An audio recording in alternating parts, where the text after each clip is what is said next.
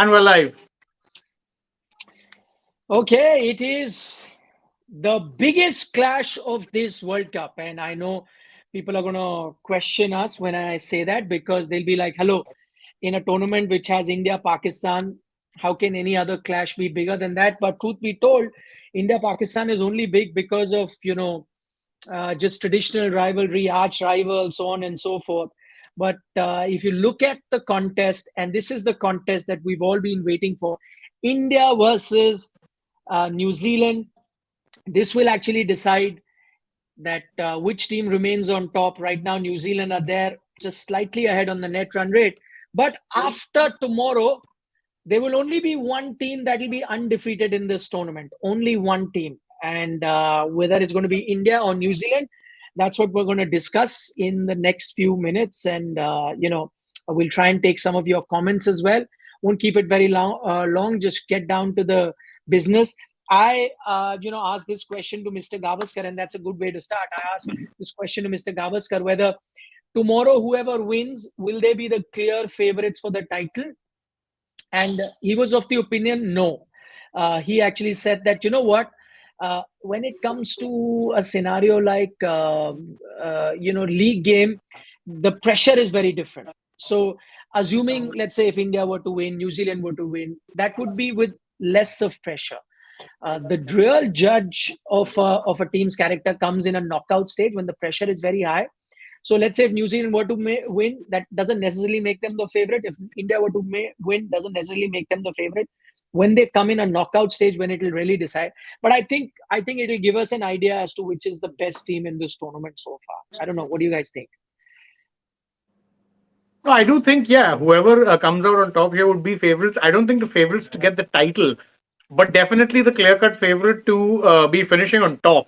I mean, we saw last year also 2019, same format. India did finish on top, didn't end up making the final. So knockouts are a very fickle beast, but definitely will be the favorites to finish on top and then potentially, give yourself the best position to actually be in that final against a team who may very well have made it through either by the skin of their teeth in terms of getting those last wins, or like happened in 2019, a net run rate sort of an issue where pops in, and you would fancy your chances. I mean, let's be fair, every Indian fan fancied their chances against New Zealand last year, but knockouts are a fickle beast. So I wouldn't say anyone is the favorites, but yeah, favorites to finish on top for sure. Whoever gets this, easy enough, top spot guaranteed.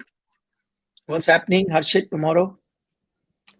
Um, I'd echo the same sentiment, let's say, as Shane does, and perhaps I'd agree with what Sunny also suggested. Because let's just go back, in history as well. When India, let's say, lost that match to South Africa in the 2011 World Cup winning campaign, let's go back to 83 as well. You lost to Windies, and then, of course, things changed when you reached the business end of the tournament. So, of course, what it does is winning at this point will give you momentum, will make you look like favorites, instill that fear factor in the opposition, and teams would want to come up with special plans, and you'd be a force to reckon with. But come the day, these things matter less, as we've seen in the past. These things take, they shift to the back burner, and what happens is, what matters is how you perform on the day, and history's proof of that. So even though, tomorrow it looks like a clash of two heavyweights, two teams which look very, very good at the moment, the best teams of the tournament as well. But I wouldn't go ahead and say that tomorrow's winner obviously becomes then the clear favorite or the front runner to get that title. Okay, I know a lot of you want to know about the updates from Dharamshala, and we're going to have those visuals up on Sports Today very, very shortly. But yes, Hardik did get injured. Sorry, I beg your pardon. Hardik was injured earlier, so he's not traveled. But his two replacements most likely would have been either Ishan Kishan or Suryakumar Yadav. Both have had a minor scare. I will use this word, minor scare. Ishan Kishan got bitten by a honeybee, but that I think will never be a very serious issue. I'm saying it from experience, having been bitten by a honeybee. It's painful, all right, but it's not something that just knocks you off completely, and you're not going to be fit enough to be playing a game. So that's why I say that that's a minor sort of an injury. The other bit on Suryakumar, he got hit on his wrist, so he was bandaged after that. And after that injury, he has not batted anymore, and he's gone back Has he gone back after that to the He team went. hotel? Yeah. Interestingly, though, Nikhil, in those visuals that we managed to access, two things really stand out. One, of course, he had that smile on his face, despite the fact that we've learned that he got that he took that blow to his wrist while he was taking throwdowns from Raghu, who's the specialist that the Indian team has. Second was the fact that he wasn't holding anything, so perhaps it was still a bit sore.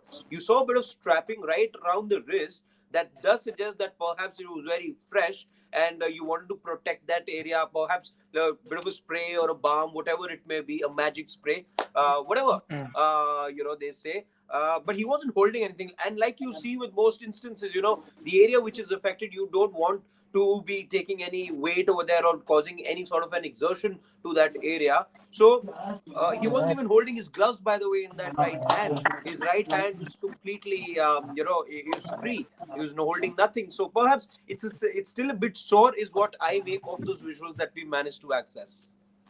Even if you ask us, I mean, we'll only know much later once there's a medical report, but I doubt that it was a serious enough injury to rule him out. So I think he will be available for selection. That's just an educated guess. But let me just give you a few scenarios. What we think here, that he should be available for selection. And if he's available for selection, I think he comes in.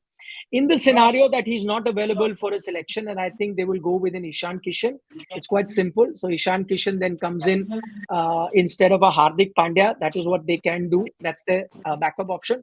But now and this is what we're going to focus in. And this we are focusing, keeping in mind that everyone is available, minus Hardik Pandya. So let's go around the panel and try and see what our ideal replacement is going to be. So Hardik Pandya is out. We already know. Shane, what is the change that Indian team makes tomorrow, provided everyone is available, which we think they will be, despite that minus cap? I think, see, there's two things you can do. Either you make a straight swap, bring in Shami for Hardik. Either which way, see, as Rahul Dravid also pointed out in today's press conference, whatever option you're going with, that balance which you had with Hardik there, gone. You're not getting that balance back. So the only thing you can do realistically is either make a straight swap, Hardik out, Shami in, or you make Shardul Sridhar as well, play five proper bowlers, and then bring in a Suryakumar as well. Assuming all are fit, I have a sneaking suspicion they'll probably drop Shardul and bring in both Sky and Mohammad Shami. Ashit?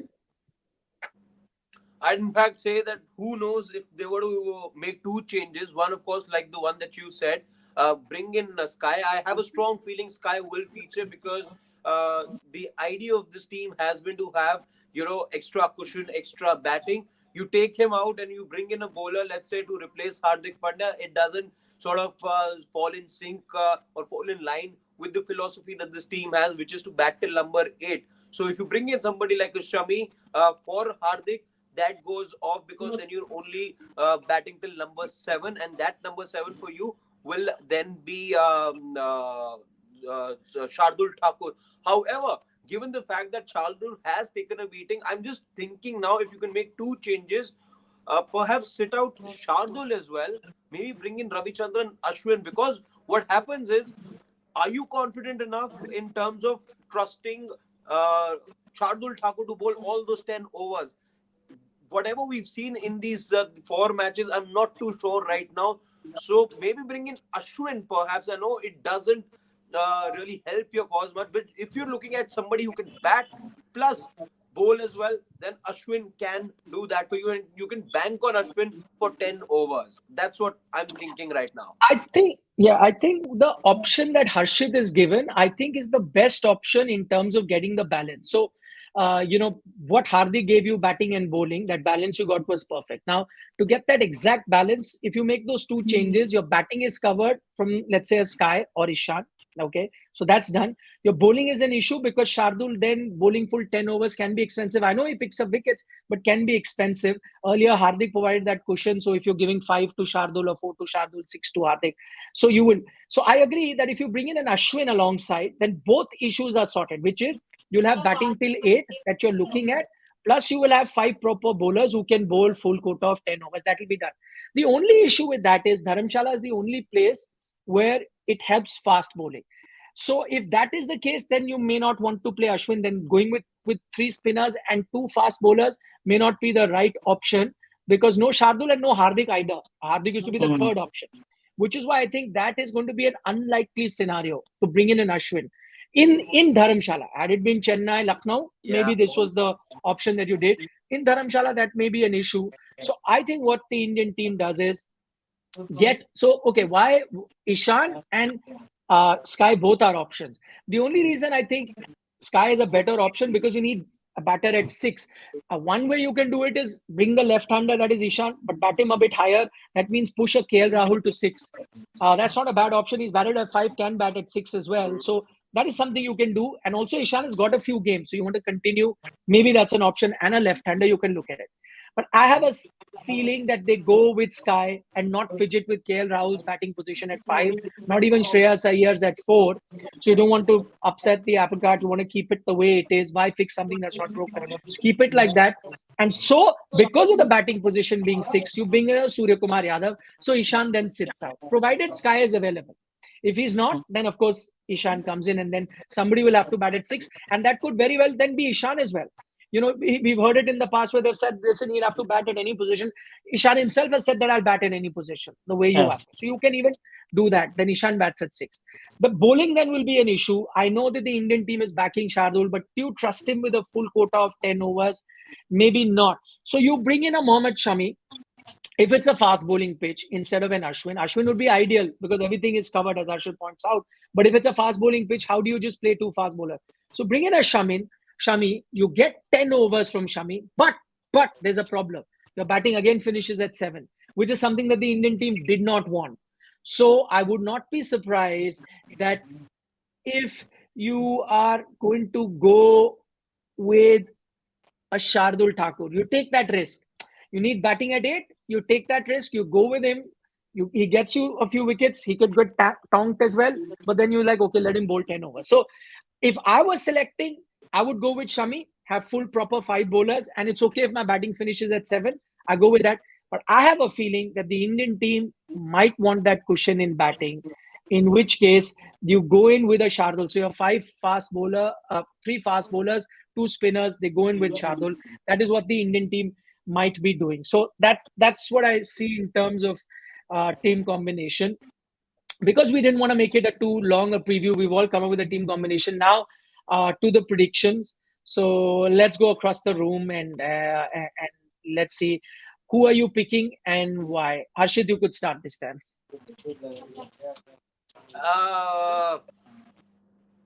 I'll go with New Zealand. And why? Reason being, again, this Hardik Pandya injury, does sort of unsettle the Indian team. It doesn't make them look as balanced as they have looked. Second, conditions. I think the conditions do tend to favor New Zealand right now a bit more. Let's not forget that Trent Bolt left arm angle is going to worry you, is going to bother you tomorrow as well. Santner is a very smart operator. They look like that team that I would want to give a 51 and India being 49 at the moment. And with the kind of wins that they've registered, including the one against the defending champions, they've looked, rather comfortable all along. So I wouldn't be too surprised, and I wouldn't look at it as an upset, perhaps. And maybe, let's say, in the run-up, let's say to the semi-final, final, if India are to go that far, and I hope and pray that they do, it's always good to have some lessons along the way. It's always good to have a little, kick up the backside, or whatever say. Just something that keeps you steady, and it shouldn't be a jolt. I think that's a wrong choice of word. It's not good to have a kick up the backside. It's good to have a reality check, but not a kick up the backside. Nobody wants a kick up the backside. That's not a good thing. Yeah, but again, it's a good headache all over again. Good headache. Anyway, but Shane, who knows? It could be a shot in the arm. Shot in the arm. See, definitely not having a Hardik does weaken the team significantly, because I think if there was one person who nothing should have happened to, it would be Hardik Pandya. And of course, Jasprit Bumrah would probably be the other, of course, you have a Shami, but different kind of bowler. Unfortunately, you're dealing with a Pandya-less situation for at least one match. I do think that puts you on the back foot, but I do also feel like I do think this team would still have enough because I trust the bowling. The bowling gives me a lot of confidence, and the main bowlers who've done that, Bumrah, Siraj, Kuldeep, I think they'll do it again. So I do think India, but it will be a very close encounter. Definitely, I think it'll be very similar to how it was in the 2019 semi-final, which was incidentally the only match we got between those two. That group stage match was washed out. I think it'll be close, but I think India will edge it. Okay. To me, I think a lot of people, again, I'm answering because a lot of comments are coming about Sky. Yes, we've already reported that he's got hit on his hand, but he's not ruled out of tomorrow's game. So, Yeah. assuming he's not ruled out, that's the discussion we're having. Let's say late night he's ruled out, whatever. Ishan Kishan replaces him. So that's the end of that. If you're joining us late, one final time, I'm telling you that. Now coming to the point of who do I think I'm going with? I've said it a few days ago, not today, about 4-5 days ago, that I'm picking New Zealand to win this one. Again, as I said, if India win this, that's not going to be surprising. If New Zealand win this, that's not going to be surprising. That's how close these two teams are right now. So it's a 50-50 contest. Anyone can give. Why I'm giving New Zealand that slight edges, and I'll give you my reasons for it. There could be 3 different types of surfaces that can be an offer in Dharamshala. I mean, basic 3 types of surfaces anywhere you can get. Though it's very difficult to change the basic nature of a track. So to produce an out-and-out dust bowl will be impossible in Dharamshala. But I'm going to still take into account all conditions because I do feel that you might get a slightly more sticky, spin-friendly track in Dharamshala than you've seen before this, because that's one thing that's going to help the Indian team. So looking at different scenarios, let's look at, assuming it is a tricky, sticky, spin-friendly, gripping sort of a pitch. Okay, even on that situation, most other teams may struggle. England might struggle against India. Australia might struggle against India. But I don't think New Zealand will, because firstly, they have as good spinners as India does. So they can match you in terms of their spin bowling. And the batters can bat against spin, quite better compared to a few other teams. Also, your batters sometimes struggle against genuine spin bowling. So keeping that in mind, I think New Zealand can beat you even on a spin-friendly track. The other option is, which is most likely, you might get a belter in Dharamshala, thin air, the ball travels also, so lots of runs to be had, good true surface. If it's a belter, it's a 350 type of a pitch. Even on that scenario, Indian batting is doing well, they do really well. But I think even in that scenario, New Zealand can beat you, because they can also, if you get 350, 320, they can also get that much. So, they have that batting lineup, that depth, all those kind of stroke makers that can compete with you, even in that scenario. The third option can be a really seam-friendly, sort of a track, which you can sometimes get in Dharamshala. Low-scoring game in that sense, low-scoring as in sub-300 sort of a game. Even in that scenario, I think they have the bowling firepower in terms of fast bowlers to challenge you, and their batters can bat against good fast bowlers as well. So all of that in mind, all scenarios in mind, I think New Zealand are right up there. They can fight against India. I have a sneaking feeling that reality check that India might come in this game. That's not to say that makes New Zealand a better team, but I think they're matching India, man to man. So I'm giving New Zealand that 51-49 sort of an edge. Also will make the tournament very exciting. And who knows, this could just be a final as well. In all likelihood, this could be a final before the final, unless these two teams meet in the semi-final as well. So that's how, I look at this game. We'd love to know for how you guys are seeing it. I'm just going to take a few comments. Anas says New Zealand will win. Shivraj says he's worried because India always wanted to chase, but in World Cup you have to bat first also. That's a very interesting point. By the way, 4 games for India, all 4 have come while chasing. And in Dharamshala, you have not got due till now in the tournament. Good chance you will get due in Dharamshala. So bowling second is going to be tough and chasing second is going to be good. So toss might also play an important role. When we are saying 50-50, as soon as the toss is done, the team that is chasing might then get that slight edge. So whoever does that. So all of these things will come into play. Final thoughts before we wrap up? I just hope we get a proper contest and it doesn't turn out to be a damn squib, let's say, as was, let's say, the expectation with the India-Pakistan match. So much, for all the build-up. We got like half a game of cricket, I would say. So I just hope it's not a damn squib. It goes all the way. And it's probably that nail biter that we've been hoping for. Yeah, that there's not been one. Even today, Well, we'll get into that match as well. Once that gets over. But one team just turning out to be timid on the day. So I just hope none of the teams, put up a meek performance tomorrow, and it's a well fought match at the end of the day. Shane? See, I think tomorrow's match, whichever way it goes, it's going to be thrilling. This is, I think, that thriller you've really been waiting for, because New Zealand, I think, are the one team who, if you're looking at their options, their squad depth options and whatnot, I think they are a match for India, because, again, remember, this is a New Zealand team that have been doing so well. They've willfully benched an Ish Sodhi, and Tim Saudi, despite him not being fit, his absence hasn't been missed at all. In fact, I remember today there was some discussion that if Saudi's fit, who does he come in for? I said he comes in for no one. How are you dropping? Who are you dropping? You're not dropping Bolt. Henry would have been the most obvious one. He's been phenomenal. Lockie Ferguson, if you drop, then they might drop Lockie if there's a swinging conditions. Because Lockie is more hit the deck bowler. But if but you need some variety. To a sticky surface. No, but Matt Henry can be that hit the deck bowler. So in case there is that sticky sort of a wicket, then go with a Lockie, because bowl cross seam and uneven bounce, it can trouble you. You might go. Yeah. Also, let's not forget that this is a New Zealand team sans Kane Williamson, and still they look untouchable right now in so many ways, or they look so very strong. So that's testament to how good this team is, and it's no luck, let's say, that they find themselves right at the top. Absolutely.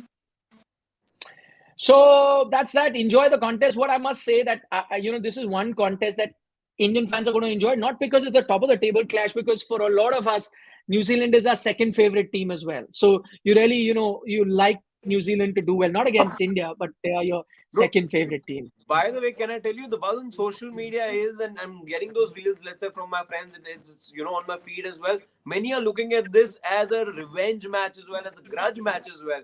You want to even things out from what happened in 2019. So there is, forget the top two competing against each other. This has also got to do with what happened in 2019. Absolutely. So we're going to wind up our preview of this game. Of course, we'll be live just before the game starts at 1 o'clock. So join us for our pre-show. Meanwhile, as a reminder, we've got a video up with Mr. Gavaskar setting this game up, and he came up with some very interesting thoughts as to what should be the changes in terms of India, because Hardik is not there. Also, he had a bit of an advice for the Indian batters, and who better than him to give that advice of how to really face a Trent Bolt, in those seeming conditions. So he had that, as well as, why New Zealand is such a tricky team for India. All of those things, hear it from the legend in Mr. Gavaskar. That video is up on Sports Today. So for the moment, from Shane, Harshit and I, take care. Don't forget to subscribe to Sports Today if you haven't already. See you tomorrow. Big day coming up. Oh, we'll also see you in a short while from now once that game is done. One-sided game between South Africa and England. For the moment, bye-bye. Take care.